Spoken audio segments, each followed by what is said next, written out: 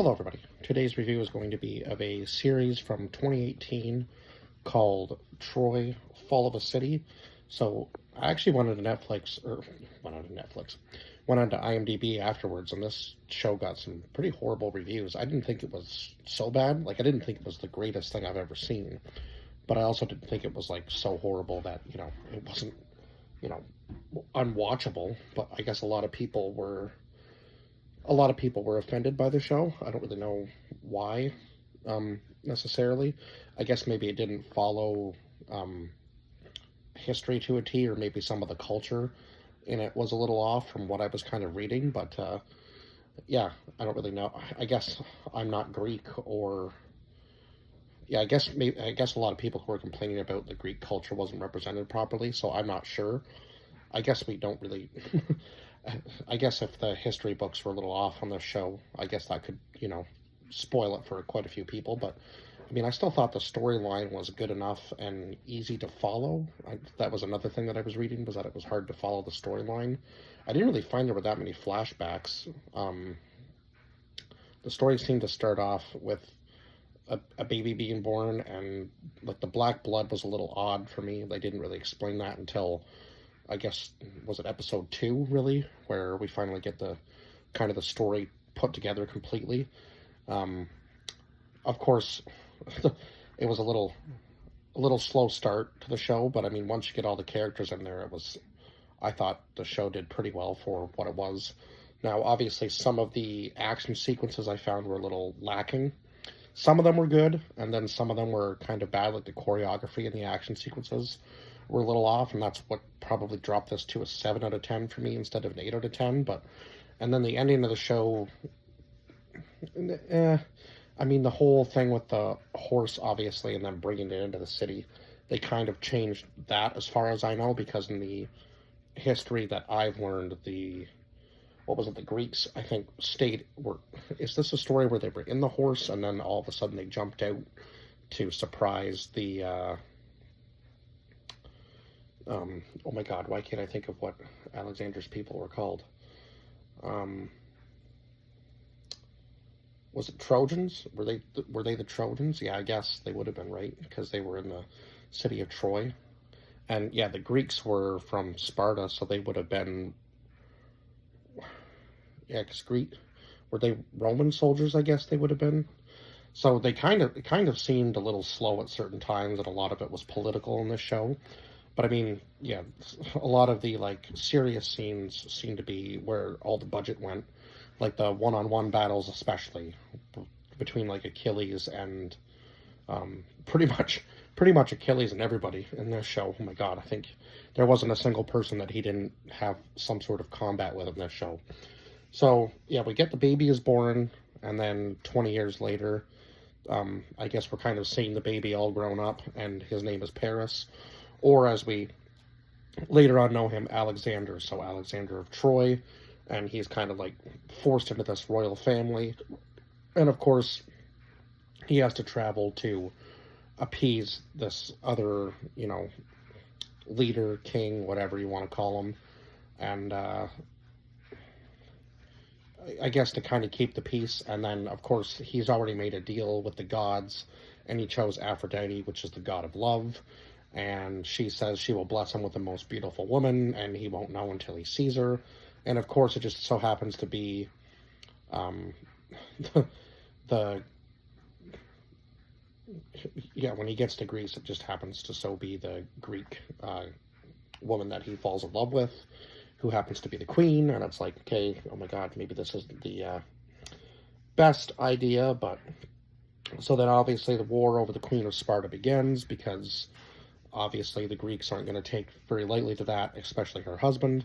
And she does kind of just like Helen just kind of like abandons her daughter and her husband and like all her life that she's had. Now I know said that she was forced into that marriage at a very young age, 14, and obviously had the kid very young, because the kid seems to be almost like at least a teenager. And I don't think Helen's really that old, like maybe in her like 30s. Obviously, if she was married at 14, she had the kid fairly young too, right?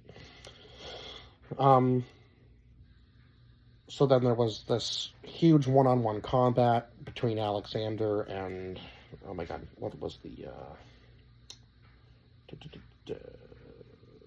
Menelaus was the other guy's name. Yeah, the Spartan, or the king of Sparta, I guess you could say.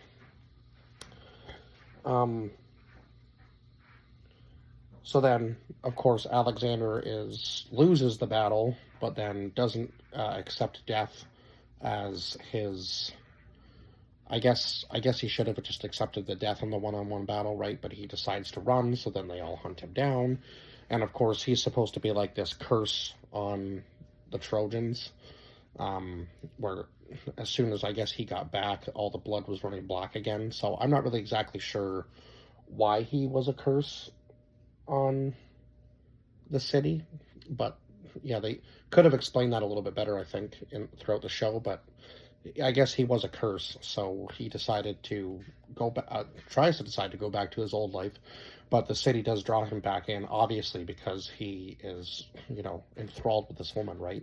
And she seems to be the real downfall in the end of the show, of course, because she says that she loves Alexander throughout the entire show, or Paris, as she calls him most of the time.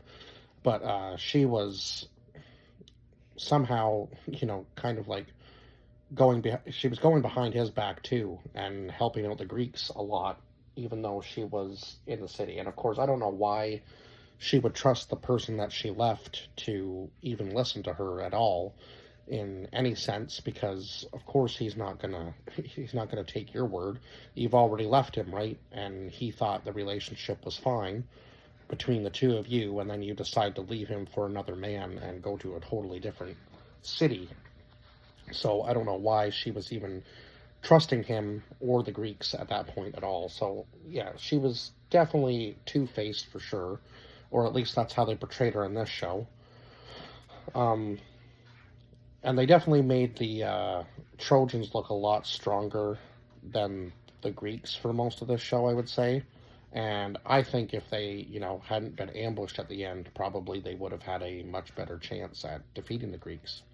But I guess we'll never know. So Hector and Achilles so Hector was Alexander's brother. They have this one-on-one battle, and of course this was after, I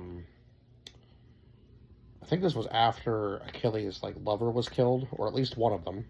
He had did he have a wife and a husband? Or a boyfriend and a wife? I'm not really exactly sure how that relationship worked. It kind of just sparked, in the middle of the show, where he was interested in them both. And then, of course, the king obviously decided that he wanted Achilles' wife. And Achilles Achilles had his own army. He never really served the Greeks. He was his own, he was his own master, right? Sort of thing. So he just was helping the Greeks because the Greeks needed the extra help, obviously. They didn't have the forces without Achilles to take down the Spartan, the Trojans. Good Lord. Sorry.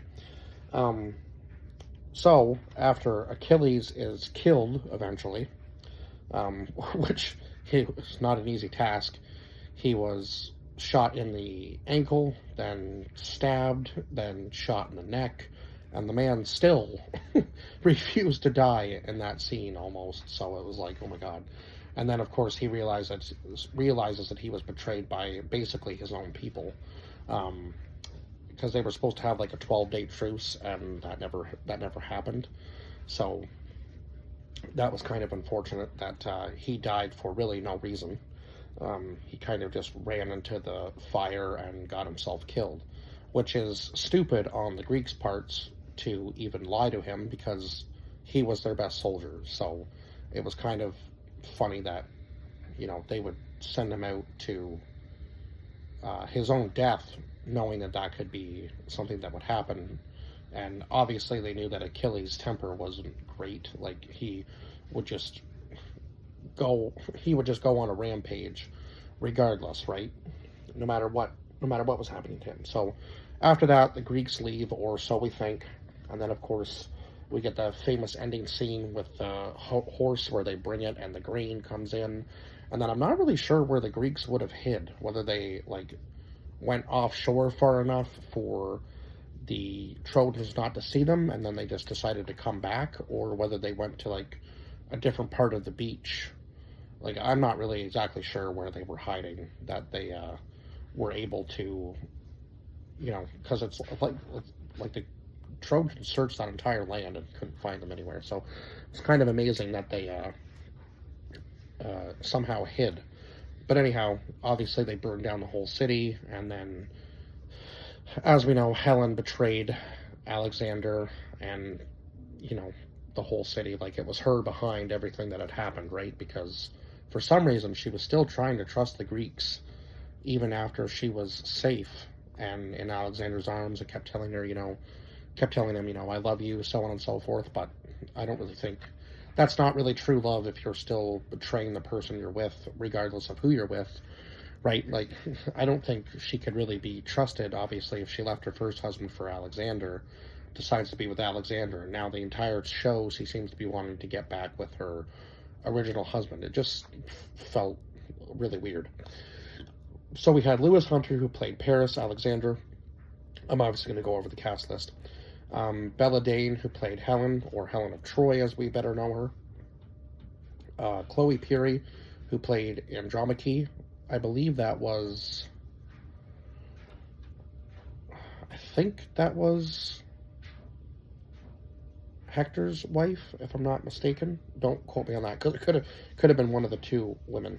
Then we had David Gyasi as Achilles, Jonas Armstrong as Menelaus, Alfred Enoch as Aeneas, who was one of the Trojan soldiers who was fairly important to the show. Lex King, who played Aphrodite, who was the one that gave Alexander or Paris his choice, I guess. And of course, it seemed like even that choice was cursed when the gods were talking about it. I was kind of surprised that was the one that he went with. Maybe because he had never really experienced true love and that's what he wanted. But I don't think, obviously the gods kind of were a little confused by that choice, but I guess it is what it is. And then we had Tom Weston Jones as Hector, Frances O'Connor as Hecuba, who was Alexander's mother, Grace Hogg Robertson, who was Hermione, who I believe was that, I can't remember whose daughter she was, whether she was Helen's daughter or Amadeus's daughter, or Agamemnon's daughter, because he had to sacrifice his daughter in order to get across the waters in order to get to Troy. So I wish I could remember exactly whose daughter she was. Anyway, we had Joseph Mall, who was Odysseus, who was probably one of the, besides Achilles, was one of the more powerful characters in the show.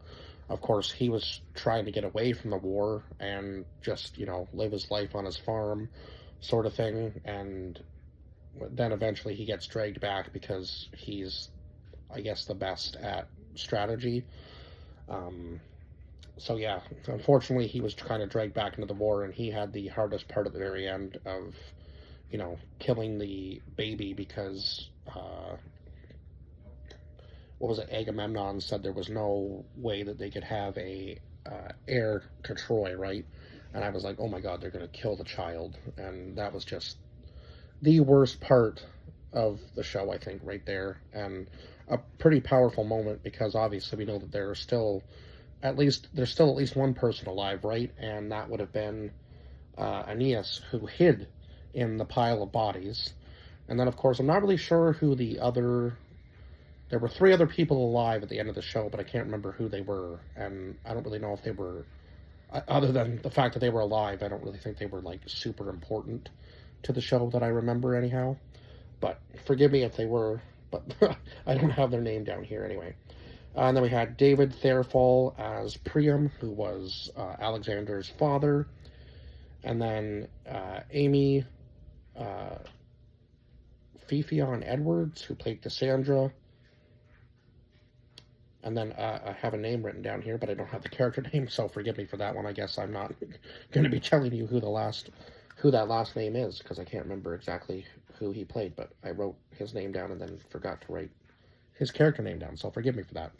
But yeah, I don't think he was in any other episode than the first one, so I was kind of surprised by the casting list and the order that they put it in. Anyhow, I guess that's pretty much all I can say about this show. Yeah, I guess maybe they didn't follow history to a T. I guess the last scene kind of bothered me with the horse because they just filled it with grain instead of the soldiers. Like, I was kind of expecting them to bring it in and then all of a sudden the soldiers just attack them, but that's not exactly how it happened. They decided to wait till nightfall, and then of course the Greeks attack the Trojans when they're least expecting it, right? Which, I mean, is probably a better strategy than, like, they're all celebrating, they're all getting drunk sort of thing, so they're not going to be expecting anybody to show up. But thanks to Helen, unfortunately, the city of Troy was basically burned to the ground, and then of course the gods at the end, when they see that the 4 people are alive, I'm not really sure how, like, did Troy have any history after that, or was that just it? Like, the Greeks came in and killed everybody, and then I think that was pretty much it for Troy. But yeah, I don't know if they followed this to a T or kind of like wrote a different story, but that's all I can offer for my info on the show anyway, and I guess I will see you guys in the next review. Bye bye for now.